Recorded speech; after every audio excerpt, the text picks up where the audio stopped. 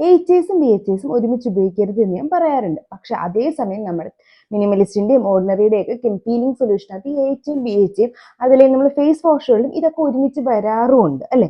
അപ്പൊ അങ്ങനെയാണെങ്കിൽ ഇതെന്താണ് ഈ ഒരു രീതി എന്തെന്ന് വെച്ചാൽ നമുക്ക് ഏറ്റവും കുറഞ്ഞ കോൺസെൻട്രേഷൻ വെച്ചിട്ട്, അതായത് ഇപ്പൊ സാലിസിലിക് ആസിഡ് നമുക്ക് 1% സ്റ്റാർട്ട് ചെയ്തിട്ട് ലാക്റ്റിക് ആസിഡ് ഒരു 2-3% ഫേസിൽ അപ്ലൈ ചെയ്തു എന്ന് പറഞ്ഞിട്ട് ചില സമയത്ത് നമുക്ക് സ്കിൻ ഇഷ്യൂസ് വരാറില്ല. കാരണം ഇതിൽ ഭയങ്കര വലിയ ലോ കോൺസെൻട്രേഷൻ ആയതുകൊണ്ട് തന്നെ നമ്മുടെ സ്കിന്നിന്റെ pHനെ വലുതായിട്ട് ഇത് ഓൾട്ടർ ചെയ്യത്തില്ല.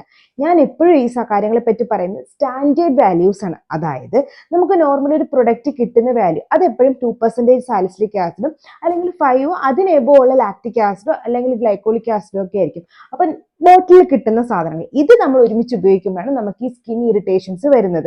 അതല്ലാണ്ട് നമുക്ക് ഒരുമിച്ച് ഫോർമുലേറ്റ് ചെയ്തെടുക്കുമ്പോൾ ഉപയോഗിക്കാൻ പറ്റും. ലോ കോൺസെൻട്രേഷനിലാകുമ്പോൾ ഉപയോഗിച്ചു എന്ന് പറഞ്ഞിട്ട് സ്കിൻ ബാരിയർ ഡാമേജസ് വരാനുള്ള ചാൻസും കുറവാണ്. പക്ഷെ നമ്മൾ നോർമലി വാങ്ങുന്നത് ഈ ഹൈ കോൺസെൻട്രേഷൻസിൽ ആയതുകൊണ്ട് തന്നെ, നോൺ പ്രിസ്ക്രിപ്ഷൻ ഹൈ കോൺസെൻട്രേഷൻ വാങ്ങിക്കുന്നതുകൊണ്ട് തന്നെ ഇത് രണ്ടൊക്കെ ഒരുമിച്ച് ഉപയോഗിക്കുമ്പോഴാണ് നമുക്ക് ഈ സ്കിൻ ബാരിയർ ഡാമേജസ് ഏറ്റവും കൂടുതൽ വരുന്നത്. അപ്പൊ എന്തെങ്കിലും ഡോട്ട് ഉണ്ടെങ്കിൽ കമന്റ് ബോക്സിൽ ചോദിക്കുക. ഇതുപോലത്തെ skin care and hair care വീഡിയോക്ക് ഫോളോ ചെയ്യാനും മറക്കണ്ട.